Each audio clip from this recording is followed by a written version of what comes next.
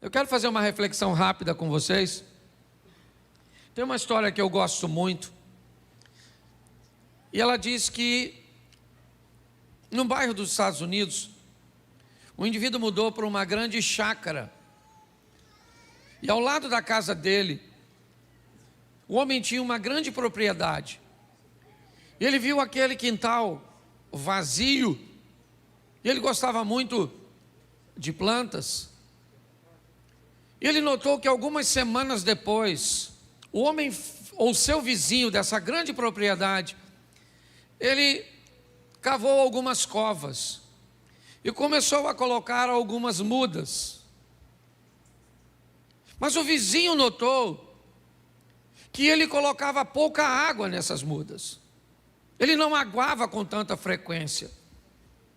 E o vizinho, então, começou a ficar preocupado com a integridade daquelas plantas e a possibilidade delas morrerem. Ele aguava, mas não com a frequência que o seu vizinho esperava e que olhava da sacada. Por muitas vezes ele viu as folhas daquelas mudas murchando e sempre o vizinho colocava pouca água. Um tempo depois, essas mudas se estabeleceram. Não era aquilo que o vizinho esperava olhando para a casa de seu próximo, mas algo muito mais esquisito começou a aparecer. Volta e meia aquele homem aparecia no quintal com um chumaço de jornal bem grosso e fazia questão de passar por todas as mudas, sempre dando algumas pancadinhas nas mudas. O homem nunca tinha visto aquilo e era algo que soava para ele muito estranho. Durante um bom tempo ele viu seu vizinho dando pancadas naquelas pequenas mudas que ainda não estavam tão encorpadas. Um ano depois, a empresa deste homem o transferiu para uma cidade bem ao norte dos Estados Unidos. E depois de 20 anos, ele volta à sua cidade e tem a curiosidade de ver a casa onde morava.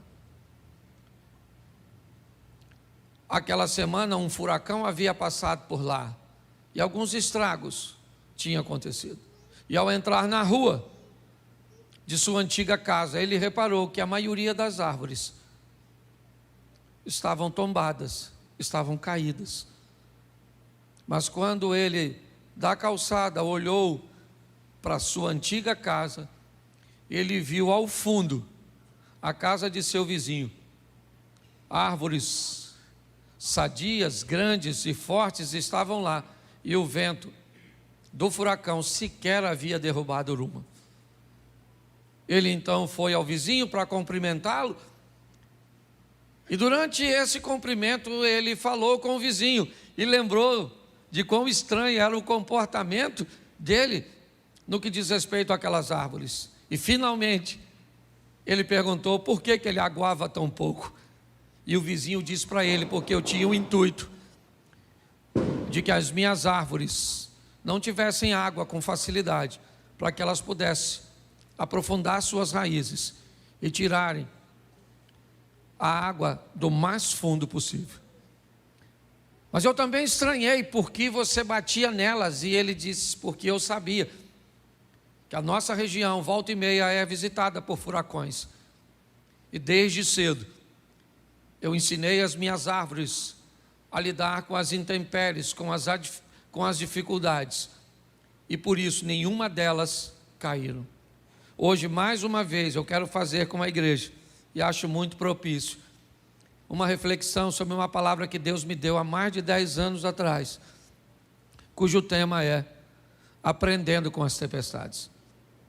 Todas as vezes que as tempestades se levantam, elas não têm a autorização e nem o poder suficiente para destruir a nossa vida. Tempestades que vêm na direção daqueles que servem a Deus, elas seguem junto com o cumprimento da palavra de Deus, que todas as coisas cooperam para o bem daqueles que amam a Deus. Todas as vezes que você se depara com uma adversidade, normalmente ela tende a retirar de ti algo que você sequer imaginaria que tinha. Forças que você jamais imaginou que foi capaz de acessar. Davi jamais imaginou que seria capaz de vencer um oponente tão grande até o aparecimento de Golias. Quem é Golias? Golias é um homem grande, externo, que revela um homem grande, interno, no menino. Golias é alguém que faz Davi se lembrar de leão, de ursos, de batalhas passadas, de adversidades anteriores que não venceram. Nós precisamos entender que quando as tempestades vierem, onde quer que seja, em qualquer área de nossa vida, elas têm um único propósito: revelar em nós forças, capacitações que nós nem imaginávamos que tínhamos. Já ouvi de muita gente dizer: eu jamais imaginei, pastor, que eu conseguiria vencer nesse ambiente. Eu jamais imaginei que eu teria habilidade para resolver isso. Pastor, eu tenho certeza de que se eu tivesse sozinho, eu teria perdido. Mas eu não perdi porque Deus foi comigo. Então eu preciso que você tenha a sensibilidade de fazer a leitura, tá certo? Então eu vou te mostrar 4 tempestades, rapidinho, num resumo. Abra sua Bíblia, coloca aí na tela que fica mais fácil, rapidinho, mas se você gosta de anotar, vai aí. Jonas, capítulo de número 1. Deixa eu ler o texto inteiro para ficar mais claro para a maioria. Jonas 1. E veio a palavra do Senhor a Jonas, filho de Amitai, dizendo... Vamos lá? Vamos ver o que ele está dizendo. Levanta-te, vai à grande cidade de Nínive e clama contra ela, porque a sua malícia subiu até mim. E Jonas se levantou para fugir diante da face do Senhor para Tarsis, e descendo a Jope, achou um navio que ia para Tarsis. Pagou, pois, a sua passagem. Repita comigo: pagou, pois, a sua passagem. Isso. E desceu para dentro do navio para ir com eles para Tarsis diante da face do Senhor. Verso 4. Mas o Senhor mandou ao mar um grande vento, e fez-se no mar uma grande, e o navio estava para, verso 5. Então temeram os marinheiros e clamavam cada um ao seu Deus, e lançavam ao mar as fazendas que estavam no navio para o aliviarem do peso. Jonas, porém, desceu para os lugares do porão, e se deitou e dormiu um profundo sono. Presta atenção em mim rapidamente. Deus vai conversar com seu profeta e dar a ele uma missão. Deus manda Jonas ir a Nínive, uma cidade de um povo duro, que agia com mão forte, subjugava através das forças seus inimigos e muitas vezes sobrevivia, na maioria do tempo, de despojos de guerra. Deus diz a esse profeta: vai a Nínive e clama contra ela. Porém, Jonas não gostou da ideia de Deus. Não era agradável para ele frequentar aquele lugar. Não era agradável para ele ver aquele povo merecendo um arrependimento e uma transformação. Então Jonas resolve fazer o oposto. Ao invés de ir um pouco mais ao oriente para Nínive, ele prefere descer a Jope, certo?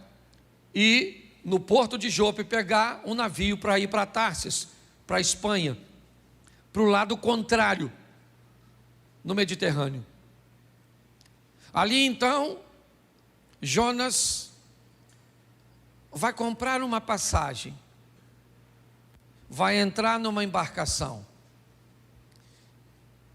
para desobedecer a Deus. O texto diz que enquanto ele está naquele navio, uma tempestade se levanta.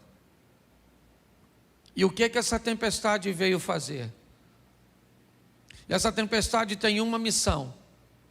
Ela quer conversar com alguém. E com quem? Com quem será que essa tempestade quer conversar? Com o mestre do navio, o capitão do navio.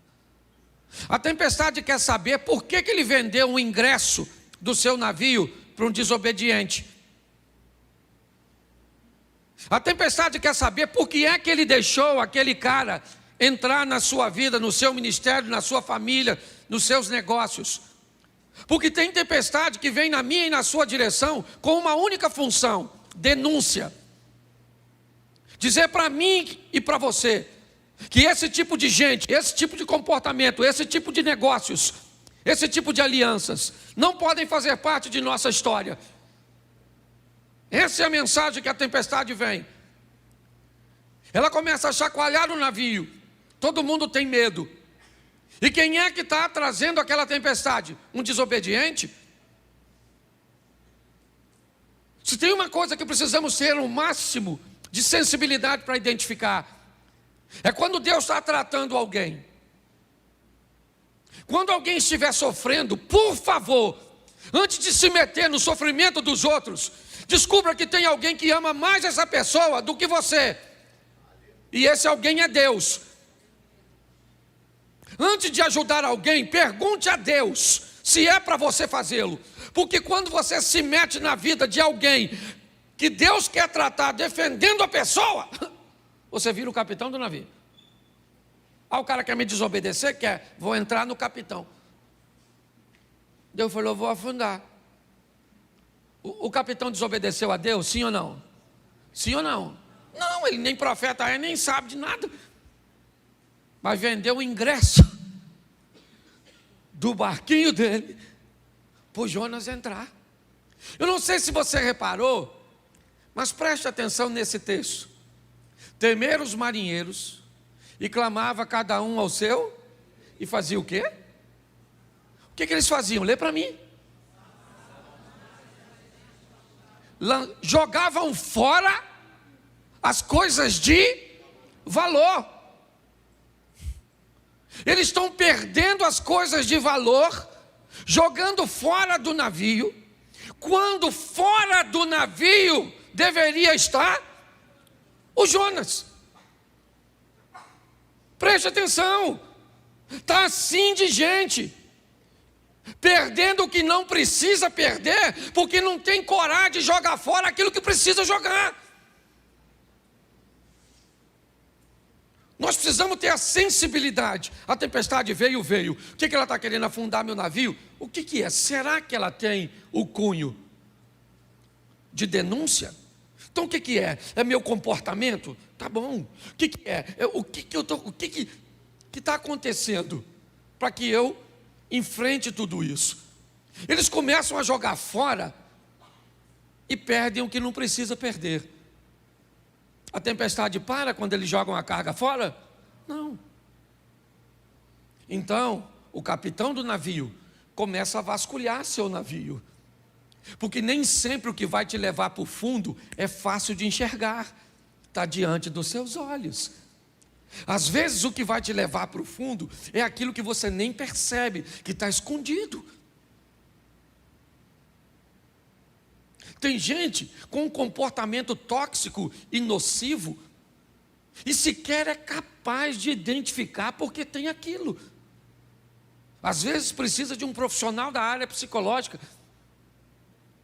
Eu vou falar para vocês, isso aqui ó, que eu tenho, é herança de uma depressão que eu tive. Foi muito forte. Eu fui para o sítio, eu não queria mais vir para a igreja, eu não queria tomar banho, eu não queria comer, eu não queria fazer nada. Estava cansado, sei lá. Troço doido. Se você já teve depressão, você sabe o que eu estou falando. Só que eu não sabia por que motivo. Aí minha esposa ligou para uma amiga, doutora Ilma. Doutora Ilma foi lá no sítio, ela e seu esposo, veio lá de Vitória, e foi lá. Sentou e falou comigo, Cláudio, converse comigo tudo. Fala da sua vida. Eu falei, o que é que minha vida tem a ver com essa depressão? Está querendo é fofoca. E eu comecei a narrar minha vida para ela. Meu pai casou tantas vezes, me dava para uma família aqui, que me jogava para outra lá, que eu ia para outra lá, e que eu ia para outra lá, e que eu ia para outra cá. E aí, agora eu era pastor de igreja, e aí... Moral da história, ela descobriu que todas as vezes que alguém ia embora da igreja por qualquer motivo, eu sentia a dor da rejeição dos lares que me mandavam embora. Agora você pensa só se eu não ia morrer com uma igreja que todo dia sai gente, chega gente, sai gente, chega gente, sai gente. Eu não sentia dor nenhuma porque quem chegava, só sentia dor porque quem ia. Quando eu identifiquei o miserável do Jonas, aliás, nem fui eu, fui ela. Quando ela falou: Cláudio, você não... Aí o que você faz? Eu falei: o quê? Eu tenho o prazer de construir. Ela falou: e o que você sente depois que constrói? Vontade nenhuma de entrar no lugar onde eu construí. Olha que loucura.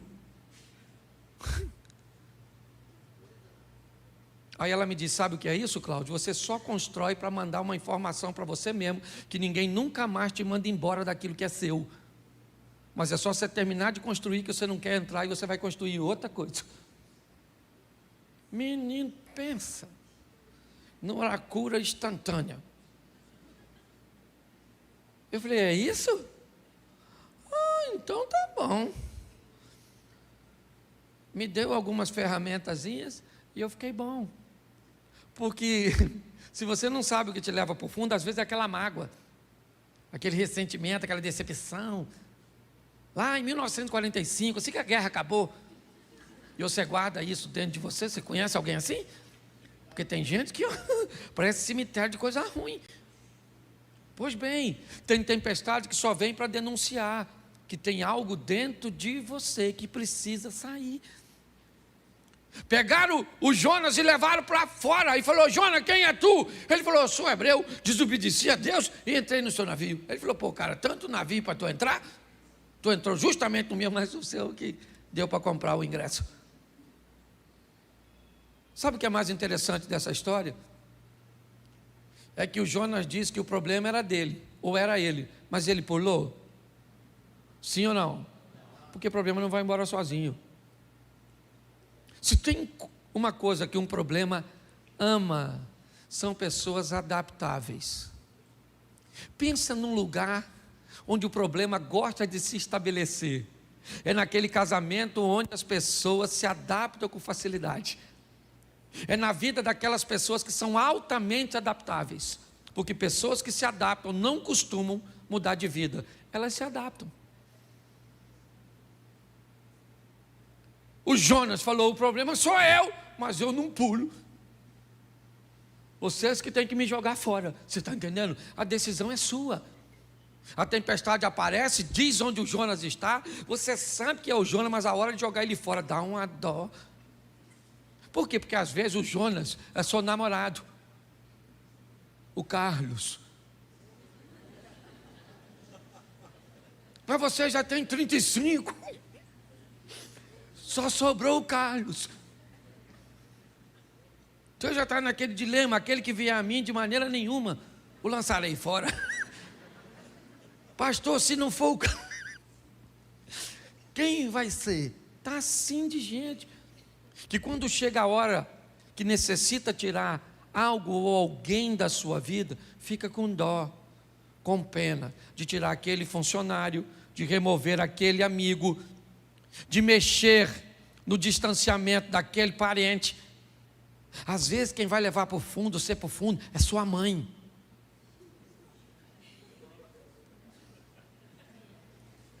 Tem uma mãe que é âncora. Se você ver a cara de algumas pessoas. Achou, seu Jonas, né?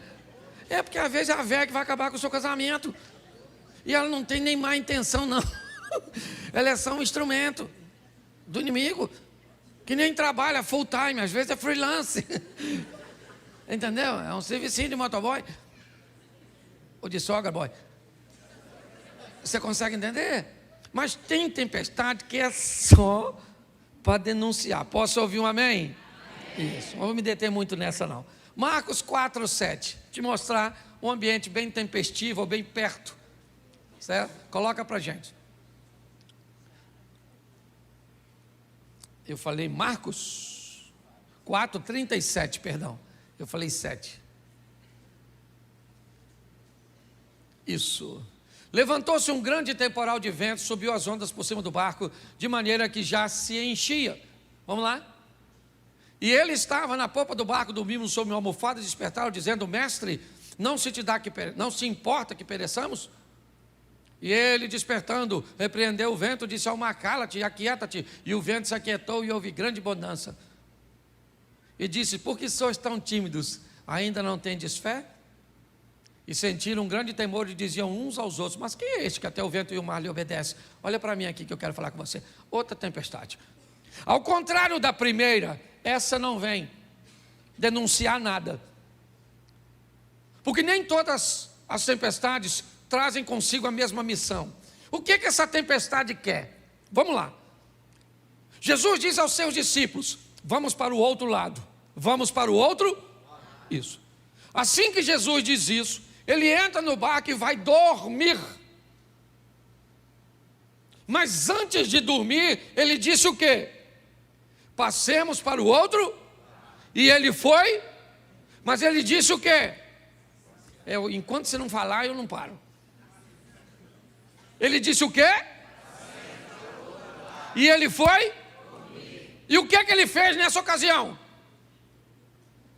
O papel dele. Qual era a missão dele? Dizer: vocês vão para o outro e eu vou. Mas enquanto isso vocês vão. Mas se vier tempestade, problema, desafio, obstáculo, eu já falei que vocês vão para o outro lado. E se eu falei que vocês vão para o outro lado, vocês vão e pronto. Não tem tempestade, não tem problema, não tem crise, não tem nada. Porque eu falei. Então tem tempestade que ela só vem para mostrar para você que Deus está no controle de tudo. Não é denúncia, não tem nada de errado. Porque tem gente também que não pode ver uma tempestade que já acha que é pecado. Ah, está num vento. Oh meu Deus, o que eu estou fazendo de errado? Oh, estou no pecado. Você vai conversar com os irmãos que dizem: o que é? Abre esse coração seu. Alguma coisa você fez. Fala, pecador. Você fala: não fiz nada, fez. Que é isso, exorcista? Às vezes não é denúncia. É só para mostrar o poder de quem está no mesmo barco que você. Ele falou: passemos. Quando ele diz passemos, ele diz: eu vou junto com. E vou dormindo. Porque eu já fiz o que eu tinha aqui, que foi autorizar você a atravessar. Foi dormir, e quem é que vem? A tempestade. Porque se tem uma coisa que para crente é com fartura, é tempestade. Não tem miséria, todo dia entra uma. Antes de uma ir embora, você já está vendo outra. É ou não é? E Jesus está dormindo, e lá vem o vento, e chacoalha. Eu imagino eles olhando para Jesus: aí, vai morrer dormindo. Essa porcaria vai afundar, hein? Pensa, o Tomé falando: acho que vai afundar isso, hein? E o Pedro pensando: se afundar eu vou nadando, quero ver Mateus, que é cobrador de imposto. Não sei nem se ele sabe nadar. Aquela tribulação lá dentro. E vão afundar, não vão morrer, não vão perecer, até que alguém vai lá em Jesus e acorda. Eu não sei nem se ele estava dormindo. Falei: ô Jesus, todo molhado, ó. Jesus, eu imagino ele levantando, pensa: e que foi, gente? Chegou? Chegou a tempestade. E está querendo afundar a gente. O senhor não está vendo que nós vamos morrer? Jesus deve ter falado: eu falei, passemos.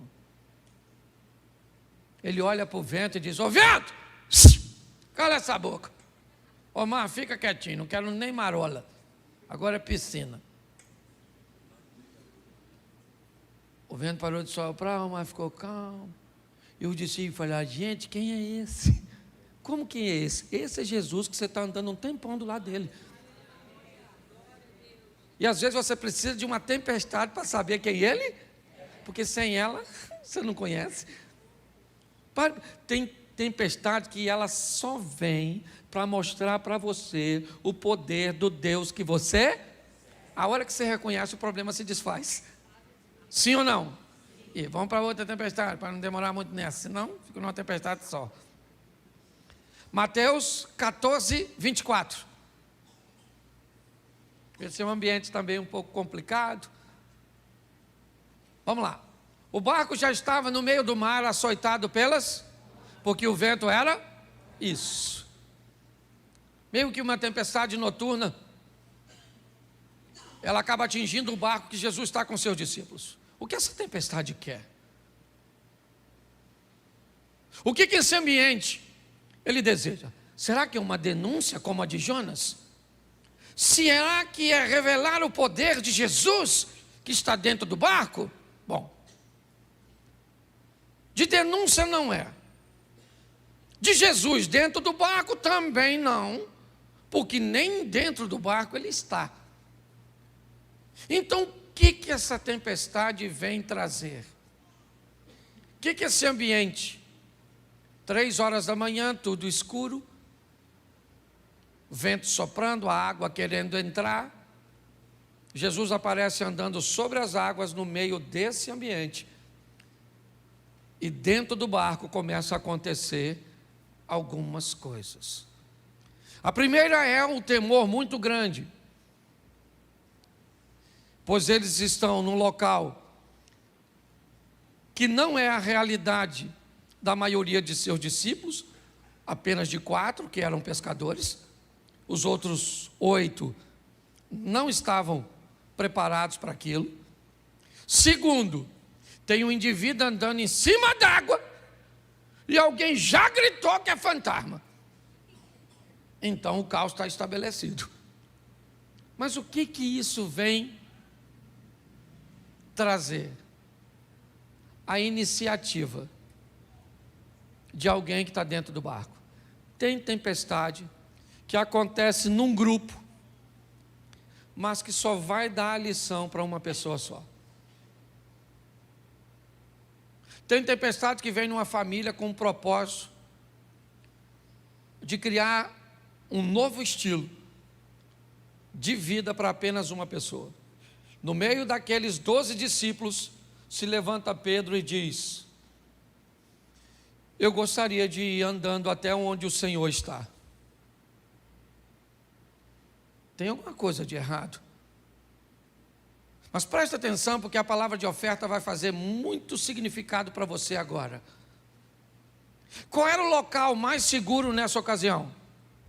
Qual era? O barco. Se você estivesse lá, onde você ficaria? Essa é a questão. Nós queremos viver o incrível, o sensacional, o extraordinário, provar, vencer, romper. Onde? Dentro do barco. A vida está esperando você fazer para ela e por ela o que você nunca fez, para que ela possa te devolver o que nunca te deu. Quando Pedro diz, eu quero ir aí fora, Jesus era para dizer, não. Não tem nada aqui, Pedro. O que você quer vir fazer aqui onde eu estou? Se eu estou indo para aí. Mas Jesus disse para Pedro, vem. Vem, Pedro. Viva seu milagre e dê uma lição em todos os outros que não têm coragem de sair do barco. Tem tempestade que só vem para mostrar para você que você é capaz de viver e mostrar para quem está perto de você que se tivesse coragem de agir, viveria a mesma coisa. Por isso que a Bíblia diz que nós somos sal e luz, porque o nosso estilo de vida precisa inspirar outras pessoas. Tem tempestade que só vem para isso. Qual é a finalidade dessa tempestade? Criar em Pedro um posicionamento, uma postura. Pedro sai do barco, vai andar com Jesus sobre as águas. E quando ele volta para o barco, quem está dentro do barco diz o quê? Vamos lá. Bota o 25. Vamos embora? 26. Vamos lá. 27. Vamos embora? É porque eu não sei qual é, vamos embora. Isso aí, vamos embora, a gente vai chegar lá. Vai embora. Já está no último? Tem o 32? 33? Então aproximaram-se os que estavam no barco e adoraram, dizendo... Qual é a diferença entre esses caras e Pedro? É que Pedro descobriu que Jesus era o Filho de Deus, enquanto ele estava fora do barco. Vamos imaginar um culto desse, depois dessa passagem? Vamos supor agora que eu chamasse os discípulos de Jesus, subam aqui os 12, e todos viriam aqui em cima, e eu desse o microfone para eles, e eles dissessem para todos vocês como testemunho: gente, esta semana nós vimos 2 homens andando sobre... Pedro poderia dizer, presta o microfone aí, só para ficar claro, gente, um dos 2 era eu, e o outro era Jesus. Tudo ficou. Você consegue entender isso? Tem tempestade que ela vem para mim e para você, com a oportunidade de vivermos o incrível, o sensacional, de andarmos sobre as águas, de ultrapassarmos os problemas. Vamos para a última, e eu termino aqui? Vamos embora. Atos dos Apóstolos, a pior das tempestades, capítulo de número 27, verso 18.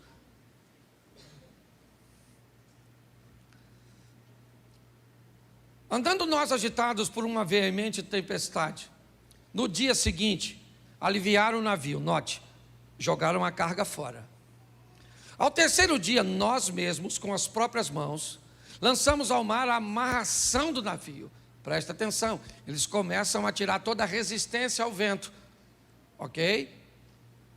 E não aparecendo, havia já muitos dias, nem sol nem estrelas, e caindo sobre nós uma não pequena tempestade, fugiu-nos toda a esperança de nos salvarmos.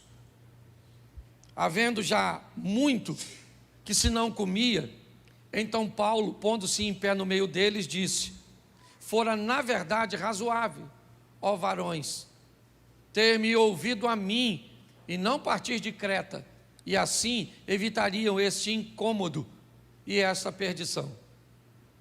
Mas agora vos admoesto que tenhais bom ânimo, porque não se perderá uma vida de nenhum de nós, mas somente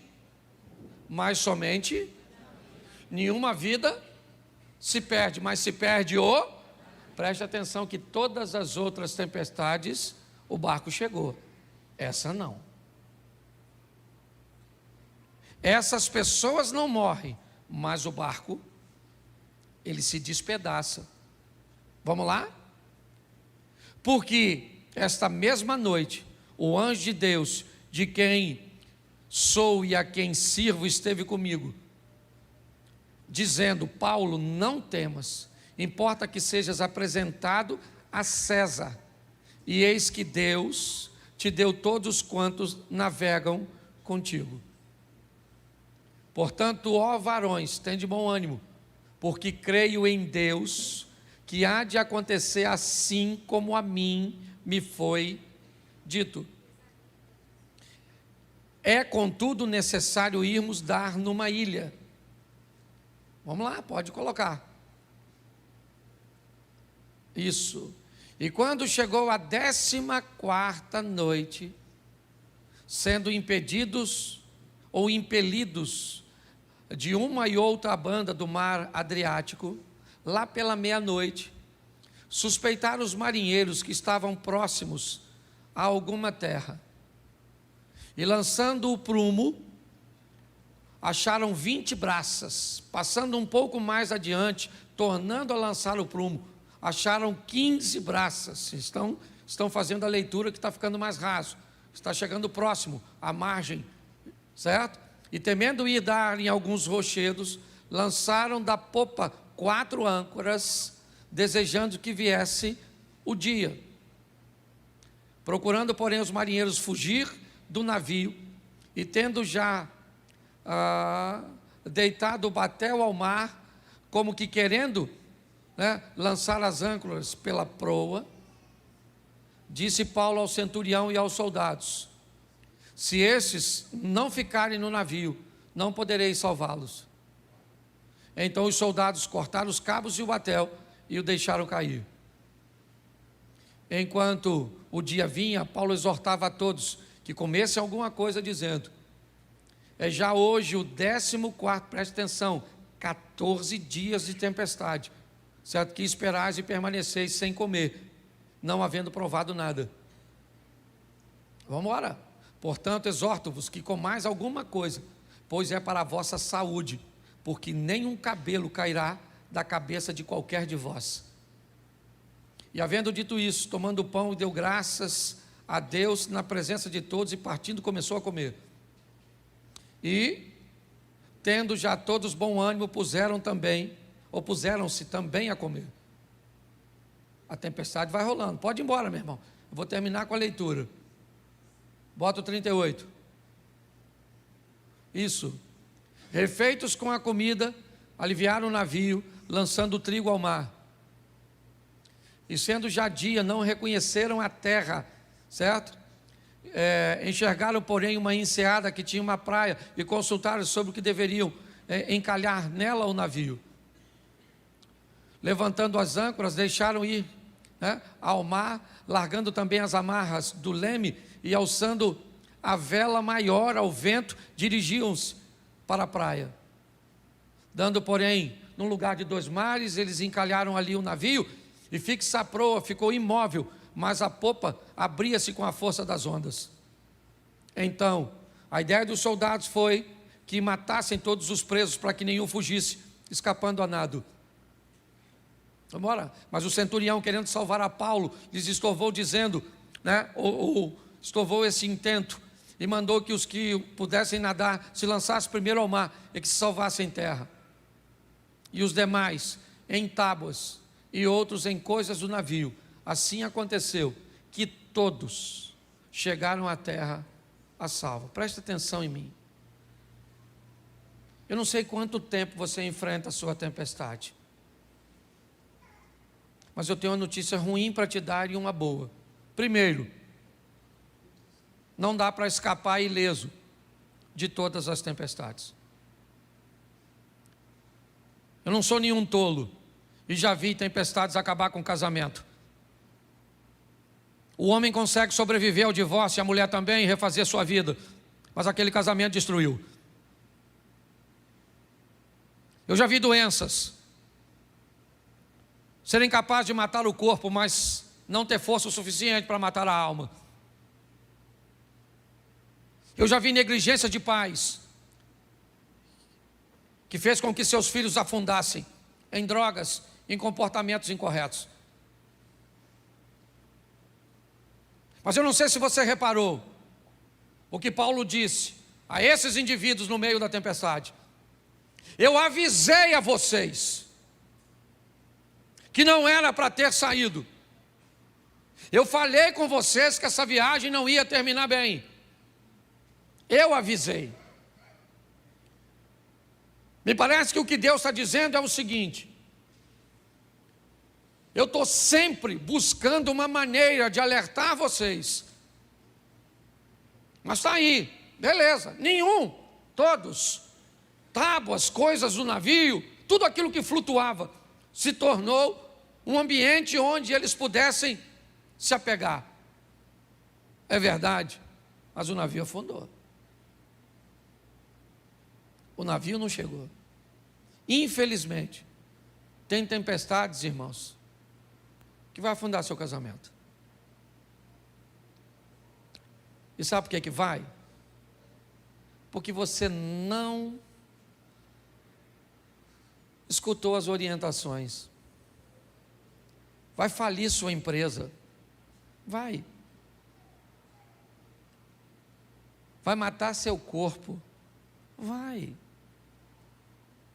Porque você recebeu avisos que era para cuidar da sua saúde, que era para você fazer seus exames, que era para você tomar seu remédio, que era para você mudar a sua postura com a sua esposa, era para você mudar a sua postura com seus filhos.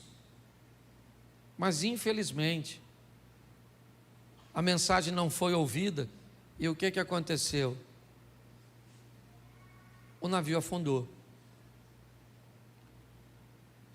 Eu acho que vale a pena levarmos hoje os exemplos dessas tempestades. O que ela pode fazer? Às vezes é só uma denúncia. Pegue, tire da sua vida e a tempestade passa. Às vezes é para mostrar, eu estou dentro do navio e eu disse que você vai passar, e você vai passar porque eu disse. Às vezes eu estou fora do navio e quero causar dentro do barco, certo? Dentro de você, um movimento para que você consiga ir lá fora e andar sobre as circunstâncias. E aqui vale um alerta. Por muitas vezes eu já vi meu casamento encalhado aqui e as ondas batendo, querendo despedaçá-lo. Eu já vi. Eu tenho 31 anos de casado. Você pensa que a pauta divórcio nunca circulou no meu casamento? Já. Mas atento aos sinais. Graças a Deus, sempre deu tempo de tomar uma providência. Vamos sair daqui hoje entendendo que as tempestades vêm e elas não têm o propósito de nos afundar, apenas de nos ensinar.